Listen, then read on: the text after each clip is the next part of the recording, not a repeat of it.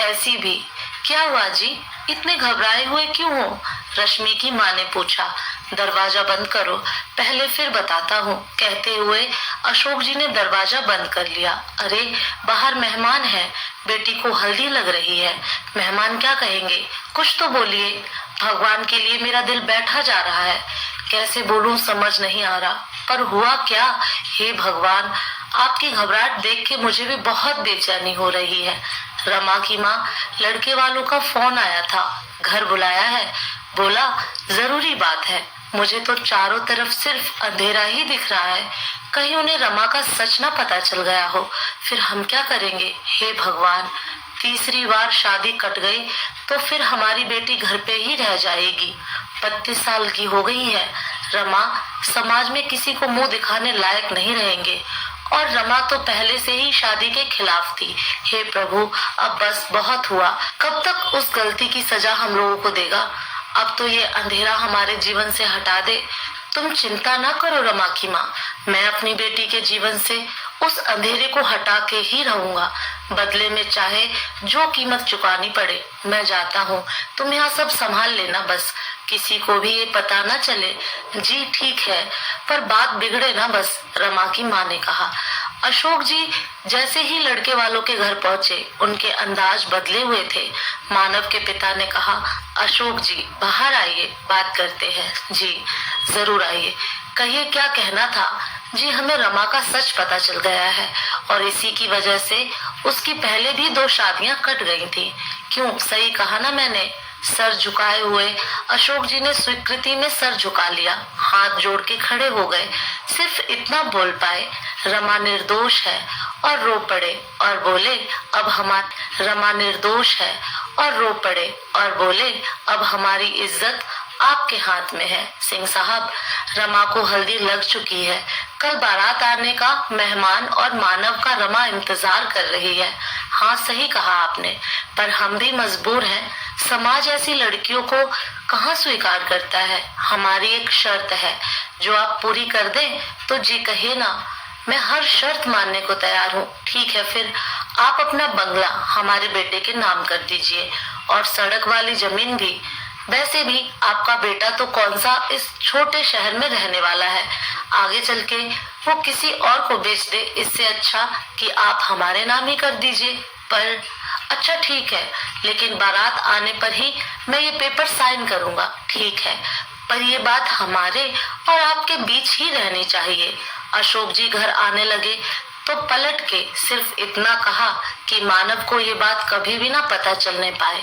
अशोक जी आप निश्चित रहिए अब। इधर रमा की माँ अशोक जी का बेसब्री से इंतजार कर रही थी, पल के घर की चौखट पे टिक गई थी। अशोक जी को आता देख जैसे ही उनके पास जाने का सोचा, तो उन्होंने आंखों से सब ठीक होने का इशारा किया। रमा की माँ के कदम वहीं रुक गए, पर अनहोनी की आशंका उन्हें हो चुकी थी। रमा ने अपने माँ पापा के चेहरे की बेचैनी को भांपते हुए माँ से पूछा, क्या हुआ माँ? कुछ तो नहीं? कुछ भी नहीं। ऐसे क्यों पूछ रही है बेटा? कोई बात नहीं, बस तू कल चली जाएगी ना, बस यही सोच रही थी कि तब कैसे रहूंगी। अगले दिन शाम को बारात आनी थी। अशोक जी ने सारी बात अपनी पत्नी और बेटे को बुला के बताई कि अब ये घर रमा के ससुराल वालों के नाम हो जाएगा। तो रमा की माँ ने कहा, लेकिन हम कहाँ जाएंगे जी, और मुन्ना भी अभी पढ़ ही रहा है।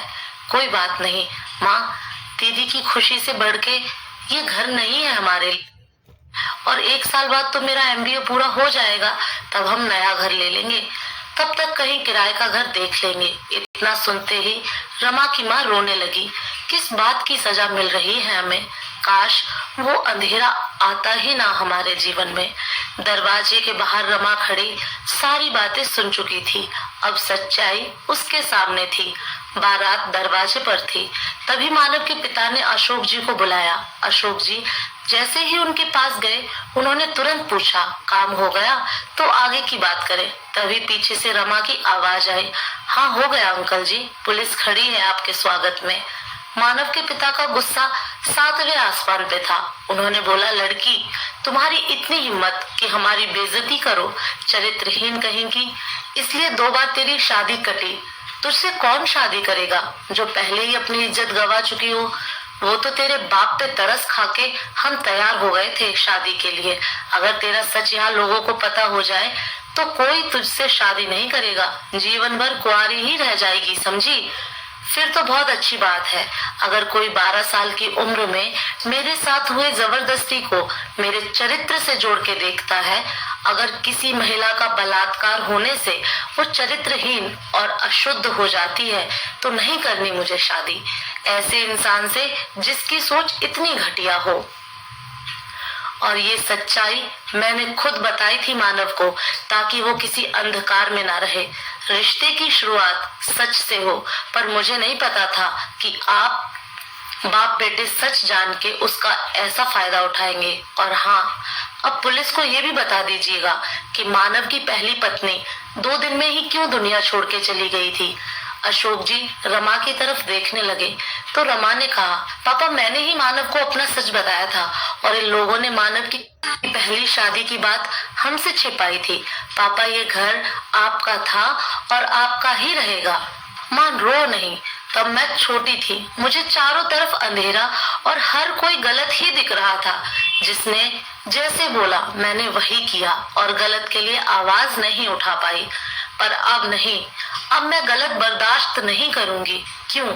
सिर्फ और सिर्फ औरत के ही चरित्र की परीक्षा होती है। वो मेरे जीवन का अंधेरा था जो अब छट चुका है। अब मैं अपने डर पे जीत चुकी हूँ। माँ, क्या बिना शादी के एक औरत समाज में सम्मान नहीं पा सकती?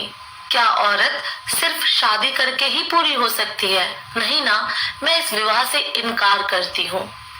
दोस्तों, आपको ये कहानी कैसी लगी कमेंट करके जरूर बताएं। फिर मिलूंगी एक नई कहानी के साथ।